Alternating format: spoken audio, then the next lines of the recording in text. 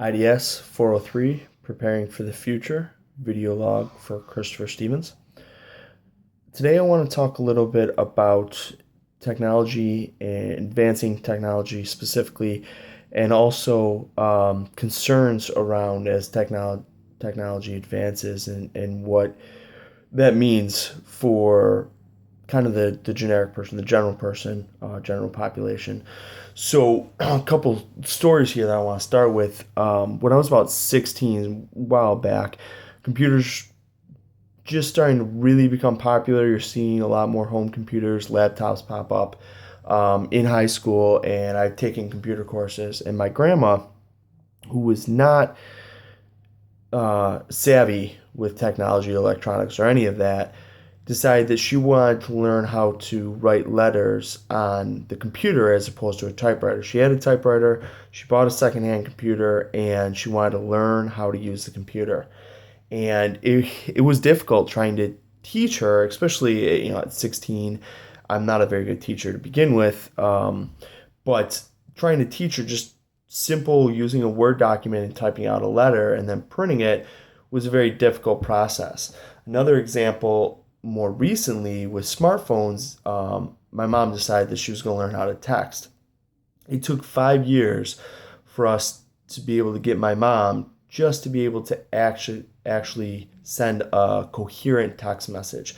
There's always a couple of issues. Either the message wasn't coherent, she just couldn't get it out, or it would take her extremely long. It was a lot easier for her to pick up the phone and call. So those are two examples. As technology advances, certain generations don't always pick that technology up right away. And when they do want to try and do it, it can be very difficult for them.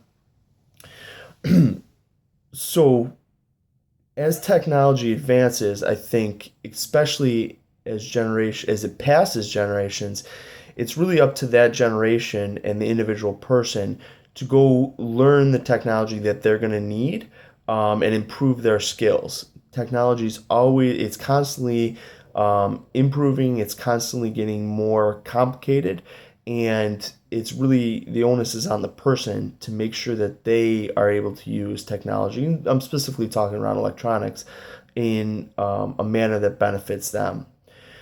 The other thing that we want to talk about is the concerns around technology and what that can mean for individuals. So, about 2 years ago, we had an Xbox. I had my first kid. The kid was about 2 years old, and he wanted to play with the controller. And I didn't think any big deal that the Xbox was on.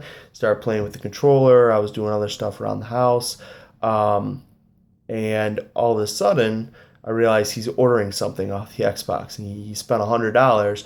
Luckily, I was able to reverse that charge, but because I didn't have the right um, safeties in there, I didn't have passcodes before purchases were made. He was able to actually go and spend money at 2 years old. Didn't know what he was doing, but that's something he did. Another example would be my mother-in-law had an iPad, and her neighbor did not secure their Wi-Fi password. So her iPad automatically connected to that Wi-Fi instead of their Wi-Fi, and all of a sudden on their iPad they had their neighbor's pictures, which not a huge deal in this case, but had that been a different situation, it wasn't neighbor's pictures or a business or something along those lines. Our devices now can pick up signals so easily, and they're designed to auto connect and pull data. You have to be very careful, both that you lock down your own, but also that you're not ending up somewhere that you don't want to be. Um, and I think the new technology with the connectivity is extremely simple, and everything kind of auto connects with our phones, through Bluetooth, through Wi-Fi, all these different features that our phones and our laptops and our iPads and all these devices have. Even the Xbox One now can connect to everything. That we have to be extremely careful, as individuals, that we're not letting something be put out on the internet that shouldn't be, because once it's out there, it's almost impossible to bring that back and to get that deleted. So you have to be very careful both what you're uploading and what you're downloading these days. And that really kind of brings it all back to you have to learn about technology. You have to know how the technology works, how to use the technology, and adapt with the times to make sure that you're always, at least at a base level, comfortable enough to use the technology that you're not going to get yourself in trouble if something happens, or if you're able to protect yourself with all the electronics that are constantly around us now. I mean, you can touch a phone to another phone and instantly transfer data, and that may not always be the most secure or best way of doing things.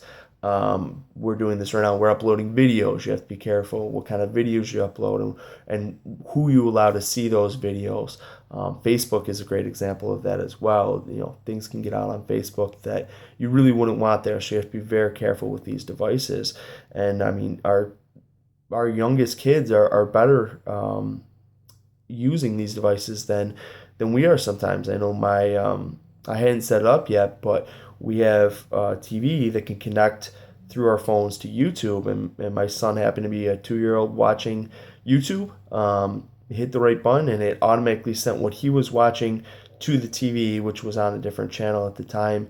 And again, no harm done, but that's the kind of things that you really have to be aware of, and you really have to understand the implications of these different technologies. So that's what I wanted to talk about in this first blog here, is that both the understanding of how technology is advancing and how it's moving and how you can utilize it, but also kind of on the other side, you got to be extremely careful of what you do with the technology, what you allow that technology to have access to, and really just being fully aware of what the technology does both for you and for other people.